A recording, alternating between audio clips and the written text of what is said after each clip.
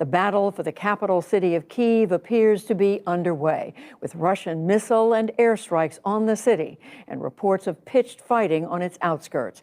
Ukrainian President Zelensky spoke tonight and told the people of Kyiv to prepare for the storming of the city by Russian forces. This as fighting continues in the central, southern, and eastern reaches of the country. And this evening, President Biden requested that Congress fund $6.4 billion in humanitarian aid and defense aid for Ukraine. Again tonight, Nick Schifrin begins our coverage. It has been 81 years since the world witnessed this. Kyiv, a city of 2.8 million, under large-scale attack for the first time since it was sacked by Nazi Germany. This apartment complex hit not by a Russian missile, but by the remains of a Russian plane shot down by Ukrainian defenses. And as sirens blare above, exhausted families filled metro stations that double as bomb shelters. They fled their homes with only what they could carry, including furry friends and the prized possessions that help a people under siege maintain their spirits. As is Ukraine's military. It shot down this Russian aircraft, and a senior U.S. defense official says Russia is, quote, not advancing as far or as fast as they believe they would be. Ukrainian military command and control remains intact. And President Volodymyr Zelensky hit the streets and social media to urge defiance. We defend our independence. That's how it'll go. Glory to our defenders, both male and female. Glory to Ukraine. Slava Ukraine. But all is not well on the southern front. Russian troops leaving occupied Crimea are pouring in, captured on a CCTV camera before a soldier climbed a pole to point the camera down. A senior U.S. official says Russian troops in the south are advancing past Kherson and splitting off and heading toward Mariupol. In Kakhovka, Russian forces are battling for a dam and power plant.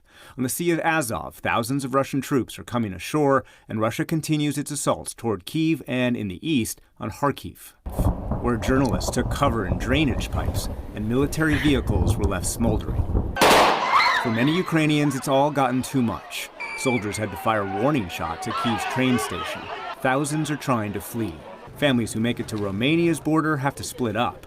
Ukraine blocked 18 to 60-year-old men from leaving. Juliana is from Western Ukraine. We don't believe Putin, and we have our daughter, so we are afraid. Alana from Kyiv. There are lots of fights, so that's awful. There are nothing good there. Just blood, ruins, and all the wars that war can bring with it. War has also brought Russia economic punishment. Today, White House Press Secretary Jen Psaki announced the U.S. is sanctioning Russian President Vladimir Putin and Foreign Minister Sergei Lavrov. What we are hoping the world takes away from this is the unity through which the United States, President Biden, is working with our European partners and allies. The European Union and United Kingdom today did the same. German Foreign Minister Annalena Baerbock. Today we answer with an absolutely clear message. This will drive Russia to ruin. There's a full-fledged invasion of a partner, a country that borders several NATO allied countries. For the first time today, NATO activated its response force, which allows up to 40,000 additional NATO troops to bolster the eastern flank. NATO allies worry any conflict in Ukraine could spread to the rest of Europe. Today, American F-35s landed in Romania, and the first of more than 300 American soldiers arrived yesterday in Latvia. Despite it all, today Zelensky, speaking in Russian, offered diplomacy. I'd like to address the Russian president again. Fighting is going on the entire territory of Ukraine. Let's sit down for talks to put a stop to people dying. Russian officials responded with mixed messages, but Foreign Minister Lavrov said Russia's goals remain maximalist. Russia will provide the demilitarization of Ukraine. Russia will provide the denazification of Ukraine.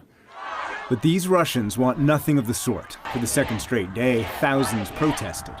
And for the second straight day, police shut it down. Independent researchers say authorities detained hundreds in more than 24 cities. In Washington today, Ukrainian ambassador to the U.S., Oksana Markarova, urged the West to impose stronger sanctions and send more weapons. We would like, together with our friends, allies, and partners, and definitely together with all of our armed forces, to get there faster, so we are not losing the bravest and the best that we have. But some of Ukraine's bravest have already fallen. This soldier live-streamed an attack He and 12 fellow soldiers died guarding Snake Island off Ukraine's coast. Back in the capital, at the epicenter of today's destruction, Kyiv residents cleaned up. This is only day 2, and they fear what's to come. But for now, they sing Ukraine's national anthem, ending with, "Long live Ukraine."